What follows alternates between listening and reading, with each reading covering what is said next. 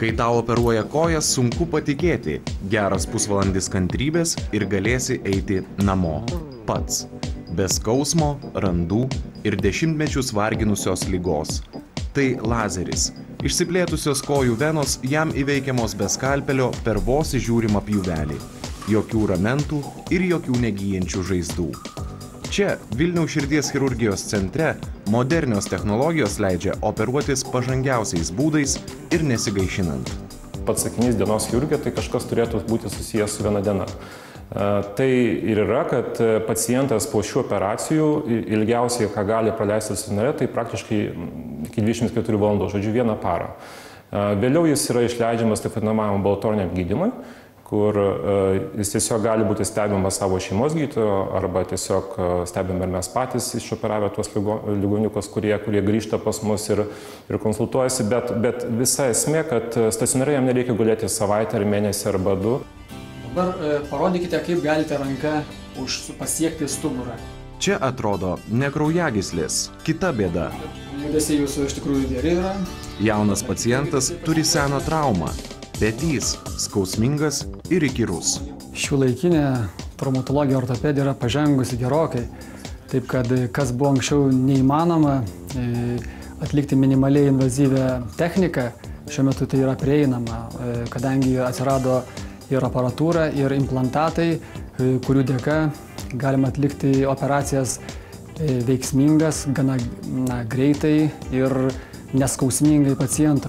Kardiolitui mes atliekame peties, kelio ir pėdos operacijas. Peties operacijos ortopedinės yra dažniausiai atliekamos dėl nuolatinių žastikaulio išnirimo arba peties sąnario nestabilumo, kitaip sakant, kai pacientui kažkada buvo įvykus trauma, išniro žastikaulis ir po to nuolatos kartojasi tie išnirimai. Kelio sąnario yra atliekamos operacijos pagrindinai dėl meniskų traumų ir raiščių traumų. Taip kad irgi labai veiksmingos ir pacientams nereikia gulėti ilgiau negu dieną, 2 po tokių operacijų ligoninėje.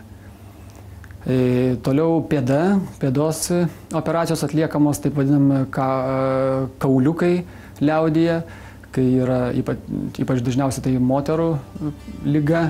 Viena iš priežasčių tai yra aukštakulnių nešiojimas, bet vis tik tai yra ir didesnė, kaip sakant, priežastis, tai ko gero genetiniai dalykai, kadangi net ir Afrikoje, kurie nieks nenešioja, moteris nenešioja batukų, jokių aukštakulnių ir joms tas pats būna. Moterims čia prieinama ir patogi ginekologinė pagalba, vyrams urologinė.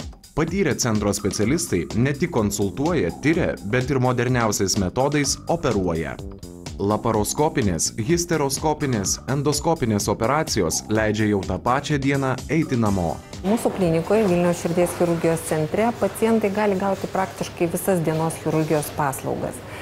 Tai būtų labai įvairios operacijos, kurios gali užtrukti, sakykime, nuo keliolikos minučių iki kelių valandų ir atliekamos jos mūsų centre praktiškai visų pagrindinių sričių ligoniams. Dažniausiai, žinoma, yra atliekamos ortopedinės operacijos, ginekologinės, pilvo chirurgijos, kraujagyslių chirurgijos, bet atliekamos ir kitos smulkesnės operacijos. Dienos chirurgija, vienas iš privalumų yra tai, kad tai yra iš anksto planuojama, kad tai atliekama operatyviai, taikant naujausius operacinio gydymo metodus. Ir trečias dalykas yra tas, kad taikant modernius gydymo metodus, paciento traumatizacija, taip tariant, yra minimaliai ir jis pasveiksta greičiau, gali greičiau sugrįžti į darbą ir tapti darbingu.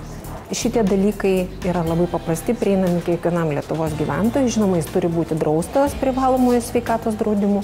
Jis tada apsilanko pas mus, atlieka priešoperacinius tyrimus ir būna išoperuojamas. Pacientai gali kreiptis iš visos Lietuvos, dėl paprastos priežasties mes turime sutartį su visom teritoriniam ligonių kasom. Turėdamas gydytojo siuntimą, jis gali atvykti į mūsų centrą ir susitarti, numatyti operacijos dieną. Kadangi mes turime sutartį su teritoriniam ligonių kasom, tai bazinė operacijos kaina, žinoma, sumoka teritorinė kasa.